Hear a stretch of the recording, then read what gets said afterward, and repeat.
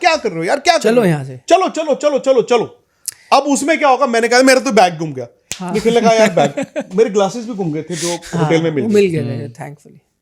अब क्योंकि हमारा बहुत टाइट शेड्यूल था, हमने मंदिर जाना था, मोहम्मद आमिर के पास जाना था, हमारा शो था टीवी का, बड़ा बट ये क्या फिर निखिल क्या करते कि आज मेरे से मुझे पसंद नहीं तो अपने फायदा उठा लेते हैं या मैं इनका फायदा। हाँ। सर आप ये मानिए कि कार में हम फंसे हुए हैं और यहां से ऑफिस एंकर निखिल ही है, वहां से एंकरिंग कर रहे हैं और निखिल ने अपने टीम को फटाफट 4 मिनट पहले कहा कि मुझे 6 मिनट लगेंगे, तो आप शुरू एक स्टोरी से कर दो फिर मैं आऊंगा। और हम अहमद शहजाद को ये कह रहे हैं कि आप अपने ऑफिस के नीचे आ जाओ। उनको कुछ लोग आ गए, पहचान लिया। अब उसमें इतना रश हो गया, इतना रश हो गया, इतना रश हो गया, ट्रैफिक रुक गई। जैसे हमारे रिंग रोड होती है वैसी ट्रैफिक रुक गई। पुलिस वाले उन्होंने कहा सर आप प्लीज यहां से चले जाओ। अब इस दौरान क्या हुआ, निखिल ने कुछ गुम कर दिया।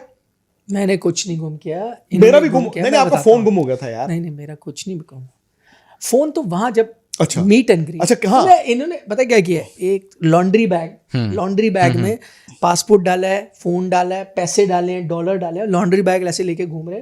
वहां लिबर्टी चौक में जहां लोगों से बात करने में इतने मगन हो गए, वो कहीं छोड़ दिया है ऐसी सड़क पे, पासपोर्ट पैसे फोन सब है उसमें। और 20 मिनट झुंड में बातें हो रही हैं, ये सब हो रहा है। 20 मिनट बाद मेरा बैग कहाँ गया तो किसी को नहीं पता वो बैग। वो लकीली आप देखिए इतनी भीड़ है, वो नॉर्मल मार्केट का गोल चक्कर है। एक पुलिस वाले ने देखा होगा ऐसी बैग पड़ा है, तो उसने उठा के अपने पास रख लिया था। तो जब बैग ढूंढने गए तो पुलिस वाले ने, उसको पता नहीं था इनका था, उसने ऐसे रखा था। तो जब पूछा के तो फिर पुलिस वाले ने कहा ये तो नहीं है आपका बैग। उन्होंने कहा तो उसमें सब कुछ है, पासपोर्ट, US डॉलर्स, सामान भी अपना, ये साउंड, ये वो हाँ माइक, सब कुछ पर मिल गया। फिर हम वहां से निकले। अच्छा अब वो उन्होंने कहा प्लीज आप, एक तो ये टेंशन होगी, उन्होंने कहा प्लीज आप यहां से अब निकल जाओ। और मोहम्मद आमिर का हमने इंटरव्यू लाइनअप किया हुआ सलमान बट की एकेडमी में, तो हमने इंटरव्यू करना। तो पुलिस ने कहा अभी आप यहां से प्लीज निकल जाओ क्योंकि ये रश हमारे लिए कंट्रोल नहीं होगा, आप थोड़ी देर दोबारा वापस आ जाना। हम वहां चले गए, वो शहर के दूसरी तरफ था, वहां पे हमने डिफेंस में था। डिफेंस उसमें मैं बताता हूँ, उसमें ना मुझे हंसी आती क्योंकि किसी ने ऐसे कहा कि यार ये डिफेंस एरिया में कैसे चले गए, इंडियन पासपोर्ट है वो। मुझे इतनी हंसी आई क्योंकि उस एरिया मतलब, और ये तो लोकल्स को पता है, इस एरिया का नाम डिफेंस है। तो वो डिफेंस इसलिए नाम पड़ता है, वो डिफेंस हाउसिंग जो एरियाज होते हैं ना, तो उसमें शुरू में रिटायर्ड ऑफिसर्स को नहीं प्लॉट मिलते हैं तो वो घर बनाते हैं, बिल्कुल हूबहू जैसे हमारी डिफेंस कॉलोनी है दिल्ली में ना। तो अब वो डिफेंस कॉलोनी आर्मी कंटोनमेंट थोड़ी है, वहाँ शुरू में किसी ऑफिसर्स ने घर बनाया, आज वहाँ बुटीक्स हैं, बाकी रईस लोग रहते हैं जिनको प्लॉट मिला। अब तो सिविलियन एरिया है वो। एक्चुअली जब शुरुआत भी हुई थी 70s 80s में डेफ कॉल की, जब प्लॉट कटे थे तब भी वो सिविलियन एरिया ही था। वो बस आर्मी के ऑफिसर्स को एट अ सब्सिडाइज्ड रेट, जैसे आपका डिफेंस कॉलोनी है, बिल्कुल वो डीएचए का डिफेंस एरिया है, वो सिविलियन एरिया है, वो कंटोनमेंट नहीं है, तो वहां पे कोई भी जा सकता है। तो डिफेंस समझदारी, पढ़े लिखे और कुछ तो फर्क होगा। तो हम जब वहां से फ्री हुए तो हमें वहां पे हो गई शाम, और हमारे 1-2 इंटरव्यूज किसी टीवी चैनल पे जाने का भी हो गया था कुछ ना। नहीं पहले हम गए थे, हमें जाना था समा पे। नहीं वो उस दिन नहीं था, वो अगले दिन था, समा का हमारा नहीं था। उस दिन भी शाम को कुछ, शाम को हमारा था meet and greet second day. हाँ हमने मीट एंड ग्रीट अनाउंस कर दिया, सना थे उन्होंने अनाउंस कर दिया। तो अब जब वहां से हम फ्री होके आए हैं, 6-7 बज गए, 8 बजे का हमने वो फूड स्ट्रीट पे, मेरे लिए वो स्टोरी ज्यादा इंपॉर्टेंट है ना। बिल्कुल, I want to show people कि लाहौर क्या है, फूड स्ट्रीट क्या है। शम्स ताहिर खान, शम्स भाई हमारे बहुत बड़े फैन हैं, वो कभी गए नहीं। मुझे उन्होंने कहा कि पाजी आपने अनाउंस किया है, मुझे वीडियो कॉल करना। हमने जाना था मंदिर, हाँ पहले हम गए मंदिर शिवरात्रि, उसके बाद हमने जाना था फूड स्ट्रीट। तो अब मुझे बताओ, मेरे लिए शिवरात्रि की स्टोरी इंपॉर्टेंट नहीं है? मैं खुद दर्शन ना करके आऊं हैं कि वहां पे गजाफी स्टेडियम की ईंटें चेक करूं, पोल चेक करूं? वो तो तुमने बता ही दिया, आज कुर्सी लग गई, आज लट्टू चल गए, आज फलाना हो गया। ये पता क्या होता है, देखो फिर वही बात है, माइंडसेट की बात है। मैं किसी का कसूर नहीं मानता, ठीक है, हर कोई अपना रोजगार ढूंढ रहा है। बाद में मैंने सुना है कि उस इंसान को, उनमें से एक को, और जो 2-3 पाकिस्तानी वो जर्नलिस्ट हैं सीनियर, उन्होंने कहा कि तू ये जानबूझ के कर रहा है। अपेरेंटली उसने किसी वीडियो में ये भी कर दिया था कि मैं डॉलरों के लिए कर रहा हूं। ठीक है ना। अब मुझे एक बात, इस सोच की बात है, क्या आप इंडिया में इतने बैकवर्ड हो कि आप नहीं ना, एक रिश्ते में आप बिल्कुल कभी ऊपर कभी नीचे होता ही है, वो होता ही होता है। तो हमारा तो ऐसे पैक था, और हम गए अनारकली बाजार, इनको जाना था। उसके बाद शिवरात्रि के बाद हम जब गए वहां, हम उतरे अनारकली बाजार, सर उतरे हैं, भीड़ा इलाका है वहां पे, मतलब वो जैसे पुराना होता है ना, चप्पलें बिक रही हैं, जीन्स टंगी हुई हैं, वहां पे उतरे हैं यार। वहां पे भी हमने कुछ खाया था, क्रीम रोल खाया था इन्होंने, क्रीम उसकी भी गालियां पड़ी। हाँ। भाई साहब क्रीम रोल वाला आपको पहचान रहा है, आपको वो चप्पल वाला पहचान रहा है, आपको ये दुकान वाला पहचान रहा है, वो दुकान वाला पहचान रहा है।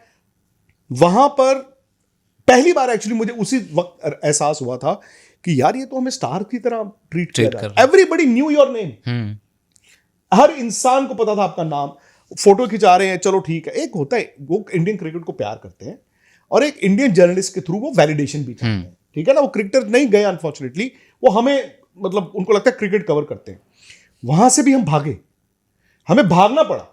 जिंदाबाद के नारे लग रहे थे वहां, नहीं वहां वो कहीं वो और उसके बाद अच्छा। हम वो फूड स्ट्रीट पहुंचे। अब मैंने सनाउल्लाह जो थे उनको कहा यार 200 लोग आ जाएंगे। नहीं, हमने शुरू किया था 50 लोगों से, और फूड स्ट्रीट एक हवेली रेस्टोरेंट में उन्होंने रखा हुआ है।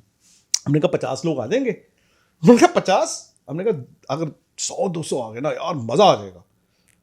वहां पर कम से कम 2000 लोग अंदर थे, और 2000 लोग पुलिस वालों ने बाहर रोक दिए, उनको आने ही नहीं दिया। सर ये कमाई है। बिल्कुल। मैं विराट कोहली नहीं हूं, निखिल रोहित शर्मा नहीं है, हम हो भी नहीं सकते। हम सिंपल जर्नलिस्ट हैं, और उधर भी जर्नलिस्ट हैं और इधर हम हैं। बट पता नहीं क्या हमने अच्छा किया या नहीं किया, उन लोगों ने ना जो हमें प्यार दिया, वो स्टारडम स्टूडम तो कहने की बात होती है, हम एक दूसरे तू बहुत बड़ा स्टार बन गया जी, स्टार नहीं होता, वो प्यार की ही बात होती है। उन लोगों ने अच्छा समझा, people went out of their way. इतना मतलब मैं आपको बताऊं, हमने जब वापस आना था सुबह 6 बजे होटल छोड़ के, सामान ऐसे पड़ा हुआ था हमारे रूम में, और जो नीचे होटल का स्टाफ था, हमने उनको फोन करके कहा कि प्लीज आओ यार, आप ये उठा लो, ये उठा लो, ये उठा लो, ये उठा लो। इतने हम इतने वापस सारे नहीं लेके आ सकते। बहुत गिफ्ट्स। हम एक छोटा छोटा इतना ट्रॉली लेके गए थे। हम तो सूटकेस दुबई में छोड़ गए थे, हम 3-3 कपड़े लेके गए थे। वो तो भला हो कई लोगों का जिन्होंने किट बैग दे दिया, किट बैग दे दिया, एक किट बैग में सामान डाल के लेके आए हैं। और तब भी सर ये सारी जिंदगी याद रहने वाली।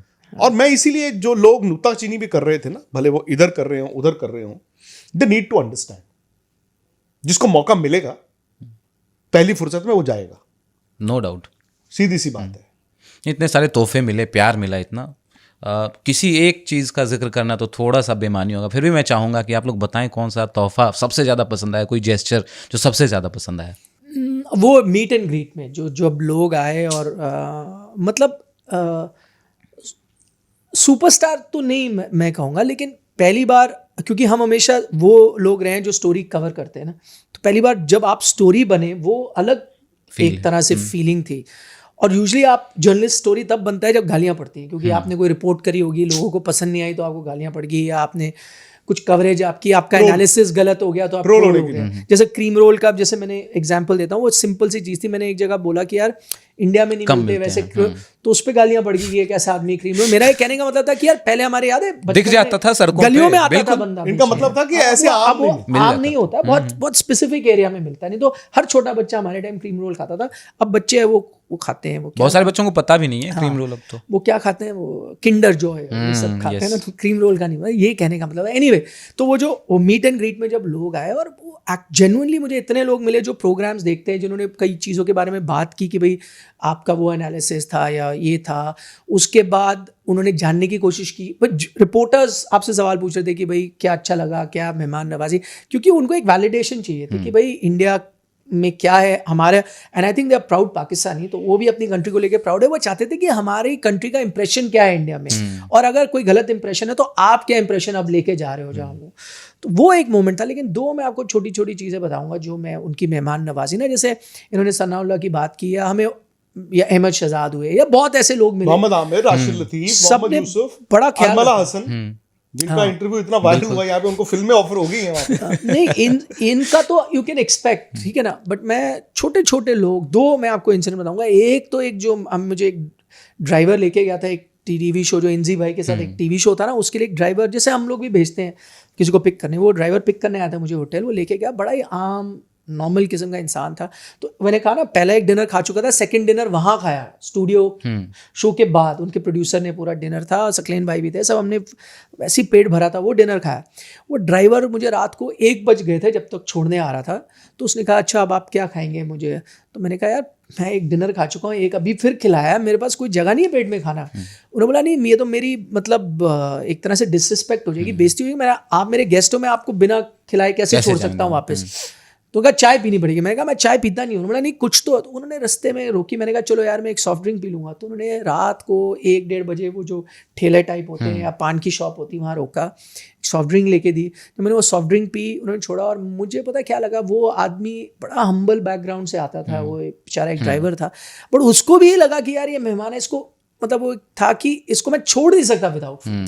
एक वो इंसिडेंट था, एक और मैंने जैसे बताया, एक वहाँ की यूट्यूबर है, उनके साथ मैं इंटरव्यू कर रहा था हमारे होटल के सामने ही, वो कॉफ़ी शॉप थी, मैं भूल गया, मैंने कॉफ़ी भी एक ऑर्डर कर दी और हमने करेंसी चेंज कराई नहीं थी, और एक मेरे पास कार्ड था जो मैं बैकअप रखा था कि कहीं वो भी यूज़ कर लूँ, मैं वो भी नहीं लेके गया था, मैं रूम से बाहर था। तो जब वो बिल आया तो मुझे लगा यार मैं कार्ड में एम्बैरेस हुआ, बट चलो वो एम्बैरेसमेंट रुक गई क्योंकि के कैमरा पर्सन थे, उन्होंने कहा नहीं मैं दूंगा, आप नहीं दे सकते। तो मुझे लगा चलो ठीक है, कॉफ़ी है वो दे देंगे। बट जब वो मैं आगे चला गया, पर वो वापस आए, तो मैंने कहा कि यार सॉरी आपको देना पड़ा ये वो, तो मैं आपको दूंगा। क्या बात कर रहे हो आप, एक कॉफ़ी का आप थोड़ी दोगे, वैसे भी मैंने थोड़ी दिया बिल।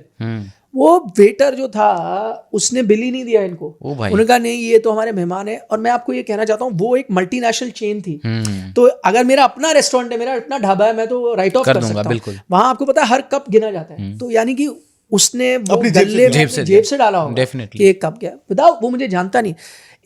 एक और चीज, ये हम जब वापस आ रहे थे, हम फ्लाइट पकड़ने के लिए एयरपोर्ट पहुंचे थे, तो हम 1 घंटा पहले आ गए थे, तो वहाँ पे भी हम कॉफ़ी पीने बैठे थे। जब हम बैठे हुए थे तो जैसे कुछ आ जाते हैं ना लोग, फोटो किन्होंने लिए, आपका विजिट है, ऐसे 4-5 लोग आए, मैं भूल ही गया, और वो चले गए आके फ़ोटो खिंचा के। तो जब हम जाने वाले थे, हमने उससे बिल मंगाया बंदे से कि आप बिल दें, तो कहा आपका बिल तो पे हो चुका है। वन ऑफ द पर्सन जिसने फ़ोटो खिंचाई थी, वो बिल दे के चला भी गया था, उसने बताया भी नहीं, वो दे के चला गया था हमारे कॉफ़ी का बिल। एक्सीलेंट। ये ऐसे कुछ आपको हकीकत बताऊं, उन 3 दिनों में, हालांकि देखो मैंने ये बार बार वहां पे भी बोला, मैं कोई इंडिया का ब्रांड एम्बेसडर नहीं गया था, अमन की आशा लेके नहीं गया था, क्योंकि मैं एक अपना काम करने गया था, मेरा जर्नलिस्ट हूं, मुझे मौका मिला, मैं चले गया। मुझे ये लगता है कि अगर मैं वहां पर निखिल के साथ गया हूं, हम दोनों ने 3 दिन में आई थिंक पाकिस्तान जाके वो सब किया होगा जिससे हमारे मुल्क की पॉजिटिव इमेज ही रही होगी। लोग यहां पे जो मर्जी बोल दें,